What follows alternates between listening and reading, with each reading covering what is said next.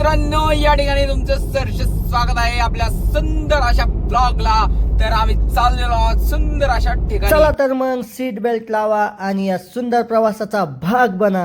खूप दिवसाचा प्लॅन अखेर आज जुळून आलाच. तर आज आपण चाललो होतो नारायणपूरला. मित्रांसोबत जाण्याची एक वेगळीच मजा असते आणि गप्पा मारता मारता आम्ही थेट पोचलो नारायणपूरला.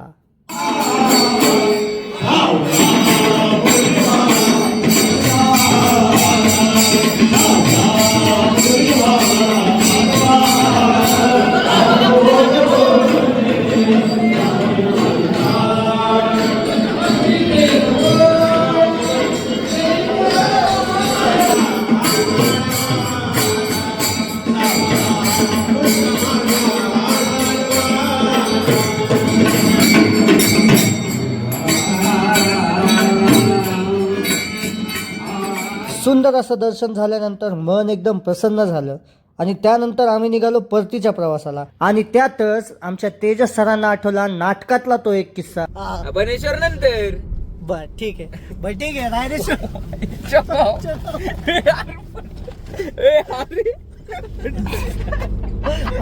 म्हणजे पुढे दाखवणारच आहे मी. तर बघा काय असतं स्पेशल ते. खूप काय असत.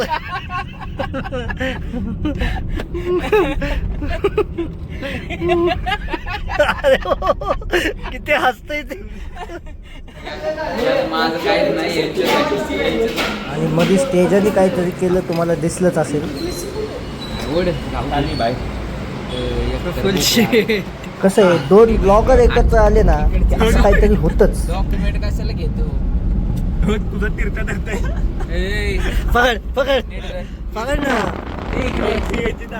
तर सुंदर असं नारायणपूरचं दर्शन झाल्यानंतर आम्ही थोडासा प्लॅनमध्ये चेंज केला. आमचा पहिला प्लॅन असा होता की आपण नारायणपूर करायचं, बनेश्वर करायचं आणि मग घरी जायचं. त्यानंतर दुसरा प्लॅन असा ठरला की नारायणपूर करायचं, भोरचा नेकलेस पॉईंट करायचा, त्यानंतर बनेश्वर करून घरी जायचं.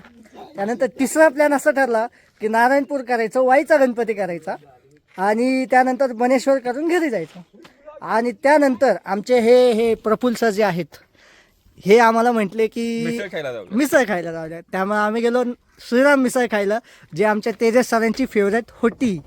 पण आता त्यांनी डाएट चालू केलंय त्यामुळे खात नाहीत ते. आम्ही 3 प्लेट घेतल्या पण हा, तेजस सरांनी मस्तपैकी 2 ग्लास ताक पिलं. त्याच्या आधी आमच्या श्रीपादनी भजी पार्सल घेतलेल्या. इकडे सगळ्या भजी तेलकट करून ठेवलेली शीट रस्त्यात थांबून साफ करायला लागते. हे तेजस सर मी काय की नव्हतं केलं. काय हा, जेव्हा 2 ब्लॉगर समोर येतात ना तेव्हा नुसते कॅमेरे ऑन असतात आणि आमच्यासारखे चला एका सुंदर अशा लोकेशनवर आम्ही पोचलो. ते म्हणजेच आमच्या प्रफुल्ल सरांचं गाव. आणि सरांनी थेट आम्हाला त्या लोकेशनवर नेलं. तर आम्ही नेमकं कुठं गेलोय हे पाहण्यासाठी पुढचा पार्ट नक्की बघा आणि लाईक करा, कमेंट करा आणि सबस्क्राईब करा.